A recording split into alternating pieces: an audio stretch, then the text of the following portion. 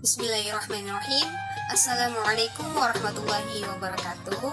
Alhamdulillahirrahmanirrahim. Wassalatu wassalamu ala asrafil anbiya'i wal mursalin wa ala alihi wa sahbihi asma'in ma ba'du.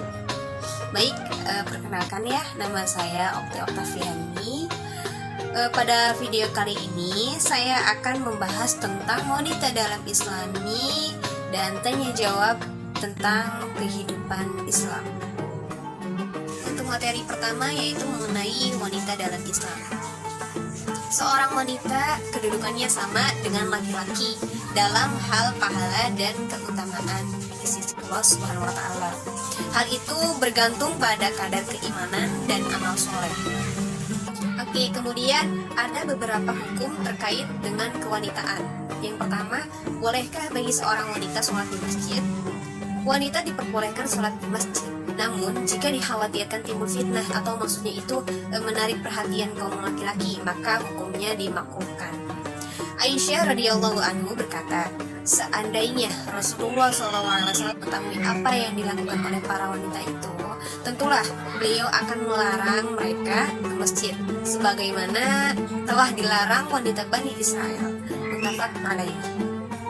Sebagaimana sholatnya seorang laki-laki di masjid mendapatkan pelipatan ganda pahala, demikian pula sholatnya wanita di rumahnya.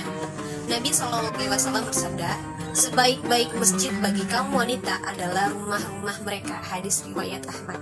Lalu bagaimana hukumnya bagi seorang wanita mencabut bulu wajah, termasuk bulu alta? Ya, tentunya diharamkan. Nabi SAW bersabda, Allah SWT melaknat yang mencabut bulu wajahnya dan wanita yang minta dicabut bulu wajahnya. Hadis riwayat. Untuk selanjutnya ada tanya jawab dalam kehidupan Islam. Yang pertama itu apa saja syaratnya diterima amal soleh? Syarat yang diterimanya amal soleh, yang pertama itu beriman kepada Allah dan mentauhidkannya. Yang kedua, ikhlas, yaitu bahwa amalan soleh tersebut dilakukan semata-mata hanya karena mengharapkan ridho Allah Subhanahu wa taala. Dan yang ketiga, mengikuti tuntunan Nabi Shallallahu alaihi wasallam. Untuk pertanyaan selanjutnya, apakah Allah Subhanahu wa taala bisa dilihat dengan mata? Oke, kaum muslimin telah sepakat bahwa Allah tidak bisa dilihat di dunia. Akan tetapi, orang-orang yang beriman akan melihatnya di padang mahsyar dan di surga. Allah Subhanahu wa taala berfirman, Bismillahirrahmanirrahim, wujuhu yawma idzin nadhirah illa rabbana nadhirah, yang artinya wajah-wajah orang-orang mukmin pada hari itu berseri-seri. Kepada Tuhannya lah mereka melihat. Quran surat Al-Qiyamah ayat 22 sampai 24. Oke, kemudian untuk pertanyaan selanjutnya, bagaimana diterimanya tobat? Nah, ada beberapa syarat ya, bagaimana diterimanya tobat. Yang pertama itu berhenti dari perbuatan dosa tersebut. Yang kedua itu menyesali perbuatan dosa yang telah ia lakukan. Nah, yang ketiga itu bertekad untuk tidak mengulangi dosa itu di masa yang akan datang.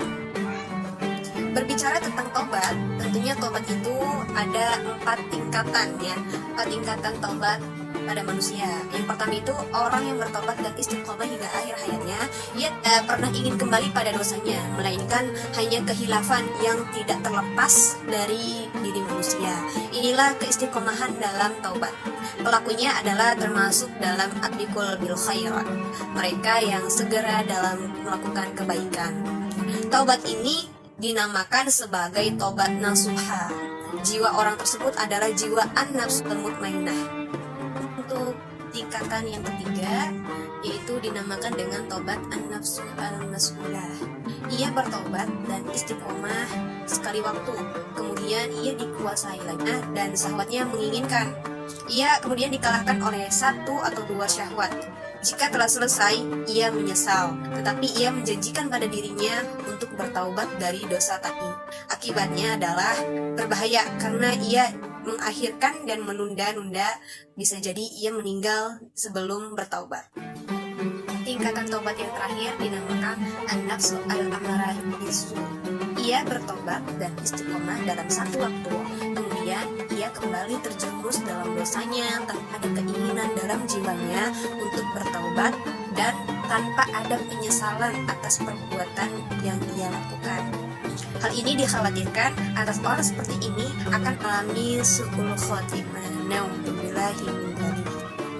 Wallahu a'lam bishawab. Wassalamualaikum warahmatullahi wabarakatuh.